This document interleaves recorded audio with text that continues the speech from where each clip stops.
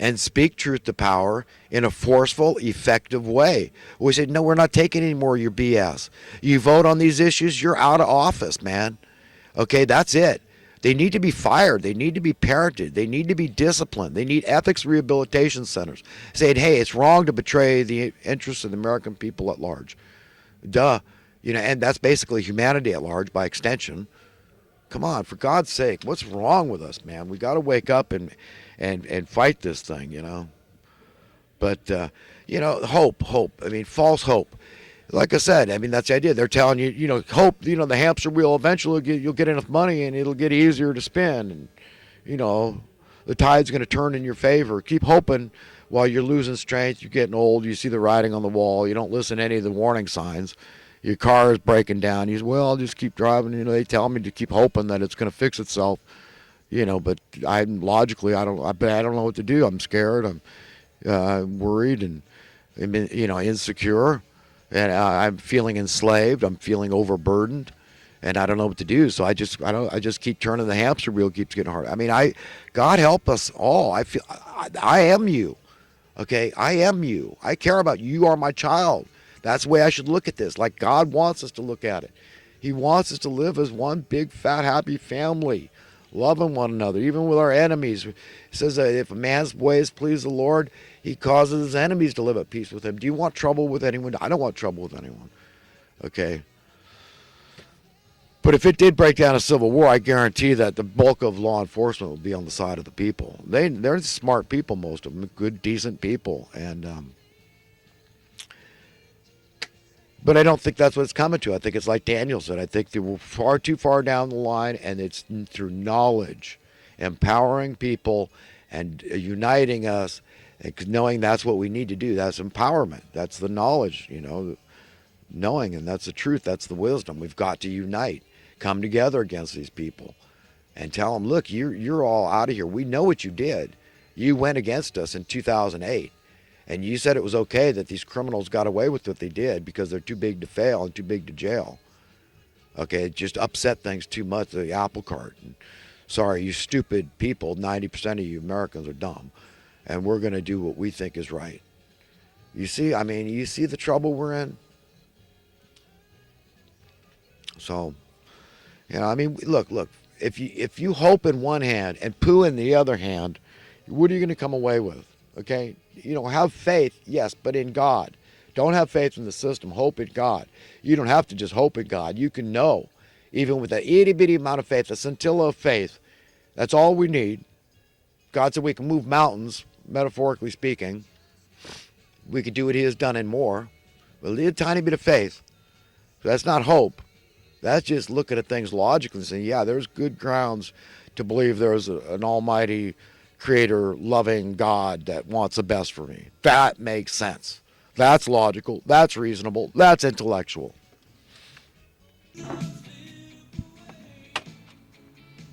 All right, friends, I'm going to get on to some recent current events and other talking points. I'm really getting away from reporting much on the news. I mean, you see it all. The mass shootings and all this crap going on. Hey, what's new under the sun? I mean, it's okay, ho-hum to me. And so I'm not even going to talk about it really. But we got a mainstream media report that California had the most mass shootings in 2019 or 2018. It was a report. But they failed to mention that we've got 15% or more of the nation's population, almost 40 million people. That's how sneaky the propaganda machine of the mainstream media is. How they work. So, it would make sense to, educate people, but they don't. They don't. They'll make a mountain out of a molehill, and they'll turn a molehill into a mountain. Okay, anything to distract, divert. They want to stay on this trajectory, this establishmentarian beast system trajectory. Keep telling you it's a good thing that the stock market's soaring, jobs are high, your house price is high, and this is all great. This housing shortage business, they're coming up with this crap again. No, we need affordable housing. People need to afford it. And the demand is being made by people buying multiple homes. Okay, this wealth imbalance keeps growing. The mainstream media, are they educating you about these things? No, but I am. I'm trying to empower people. They say, look, I see your BS. I see how you operate. Stop it. Stop you lying, cheating, deceiving, deception, the half truths, all this crap. Tell you one side of the story. We'll focus on this thing because we want to distract from this. We'll make this, this is the subject of interest. Listen to us. We're the mainstream media. We're on your TV. I realize why I like that song, When Johnny Comes Marching Home. My dad used to sing me that song. Of course, he used different lyrics. And, I think I remember a few of them. When Johnny comes marching home again, hurroo, hurroo. When Johnny comes marching home again, hurroo, hurroo. There'll be drums and guns and guns and drums, and Johnny, I hardly knew you, son. But, that Civil War song, and he used to sing, what was the other one? He was in the Marine Corps, and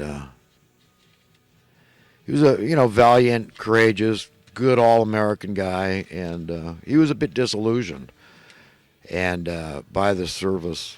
I think he was one of those ones they experimented on with the LSD test. They didn't tell a lot of the guys about because he told me of an experience, levitating off the ship once, and it sounded like it might have been something like that, but. He was quite a character. So when he told me to read this book by this retired Marine Corps General Smedley Butler entitled War is a Racket, I read it. And it was very good reading, very short booklet, but very good stuff. Anti-violence, he pointed out that they're running the military like a business, and that's not good. It's not supposed to be run like that because a red-blooded American man, the nature of that beast is that he will go fight a war, and if he can afford to pay on his own, he will. Okay, and a lot of guys will do it for free. That's the nature of the beast. That the pacifists are actually the fiercest fighters because they are the most restrained.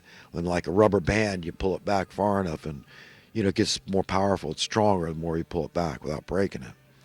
So when they're cornered, you want the pacifists, the nonviolent people on your side. It just means they hate violence. It doesn't mean they're cowards. Quite the contrary. They've got that spirit that to protect the innocent men, women, and children, and die in the stead of others is a beautiful quality that a soldier embraces. Valiant and brave, courageous.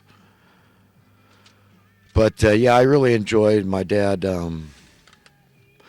I used to sing Danny Boy, oh Danny Boy, oh Danny Boy, the pipes are calling from glen to glen and down the mountainside. And then, who was that? Was that other one? John B. Dooley, hang down your head. John Dooley, hang down your head and cry.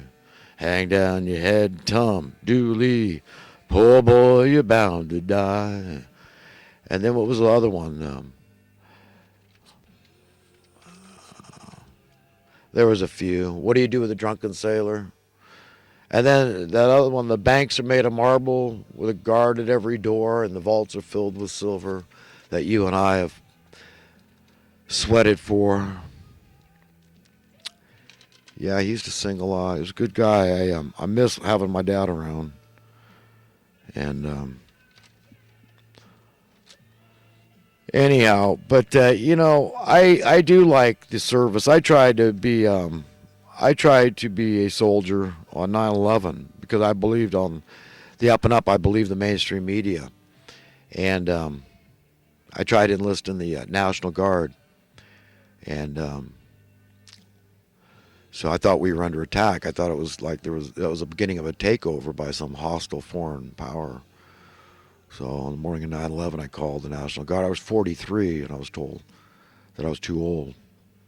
But I felt like I was in the prime of my life. I'd never been stronger than that. But anyhow. But, you can't believe everything you hear. And you can't judge a book by its cover, and they are all cover. It's a facade. And you got to ask who they're working for. They're working for the commercials. That's all. That's who pays them. Well, remember, you're paying for that. So that it's a roundabout way of us all paying, because you're going to buy the products anyhow, but no, they advertise them on TV. You got to pay more because they got to pay the advertising costs, and they pass it on to you, the consumer. So we're all paying for it. We're all paying for the television shows, the movies, the news, everything on the TV. We the people. It all falls back on us. So anyhow, some stuff's gone down.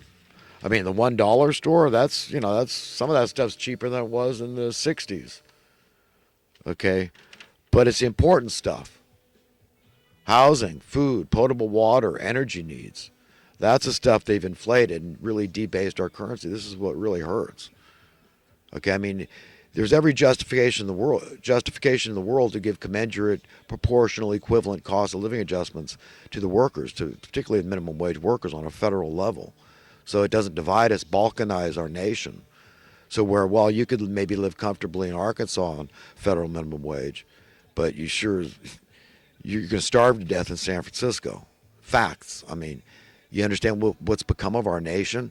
And then I got to listen to my Palestinian friend tell me, "Oh, you don't know how good it is in America." No, you don't know, and you're wrong to accept tyranny. And you got to understand where I'm coming from. I've been paying attention. I've been watching this thing unfold for a long time, and I'm more than outraged. Okay, I don't want to tolerate this. I don't want to be numbered with the transgressors, and that's who you are. If you tolerate this scenario, this trajectory of death and destruction, you're on the highway. You're wrong. I'm right. You're wrong. Dissent is the highest form of patriotism, and that's what I'm practicing. It's called constructive criticism. Silence equals death. Silence equals culpability. Okay, collusion. That's it. Okay, it's serious stuff, man. I take life and death very seriously. And that's who these people are. They're existential threats. They apparently, by the evidence, lack a conscience. So it's like they're all acting like insane sociopaths, telling you to keep accepting the insanity they're handing you. When you see the writing on the wall, you say, "Oh my God, this isn't working. There's no way it's going to work. We got to turn this ship around." And you understand how foreboding that is. Oh my God, how in the hell are we going to do that? Brings me back to God. We need God. I mean, I like Dr. Phil. I think he believes in God, but does he share that with the general public, his faith, and how that helps him to cope and contend with this crazy world we live in? Well, will he talk about what's driving people, all these vices and forms of escapism, the drugs, etc.? I mean, it goes on and on. Spend all day just listing all the, the eating disorders, everything else that people get into. Okay, but does he touch on that? It's just, it's your problem. You need to be fixed. And, I mean, you understand where I'm coming from?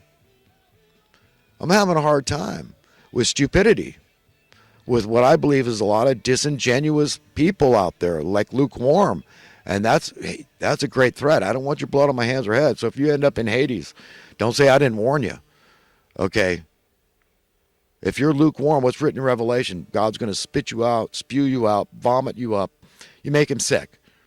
You can't be on the fence. You got to be on God's side or the other. You got to tell people what you need, what we really need. People need God. If you don't believe in God, if you don't have any faith, okay, you're going to have big psychological problems. If you've got spiritual problems, you have psychological problems. And economics are involved in this whole thing. We're all being led around by the nose by this money-based unreality that's shoved down our throats from birth, told it's just common sense to accept it. It's the path of least resistance. It's the common sense way. It's pragmatic. It's what the smart people do. They conform, they comply, they fit in to this current establishment, this beast system. And they don't ask questions. They go blindly into the night, into the dark, into the fog bank, and tell you, come with me. And they think there's power in numbers, so as long as they convince people, and a lot of this is happening on a subliminal level. A lot of these lukewarm people on the fence, they don't even know what's going on in their own heads. They don't know that if you're not staunchly, strictly on one side of this issue or the other, and tell people that's where they need to be, then you're going to be, you're going to the wrong place, my friends. See what I mean? This is serious stuff. It's about eternal salvation. I take it very seriously. As a servant of God, a friend of God, you know what? I've got a big responsibility, and I got a very good thing in my soul called the fear of the Lord. It's the reverence, the profound respect, okay, that He is the potter, I am the pottery. That is the relationship. And I must embrace, accept that, and even love that relationship. And just it's good because I can trust God is wholly good and loving and wants the best for me and has the power to give me the best and a better world. Okay, if I can see it, then I can make it manifest. And if I can see it, you can see it, because God will empower you to see it. And then we start bringing it gradually to fruition. And the great news about this change is that it's permanent.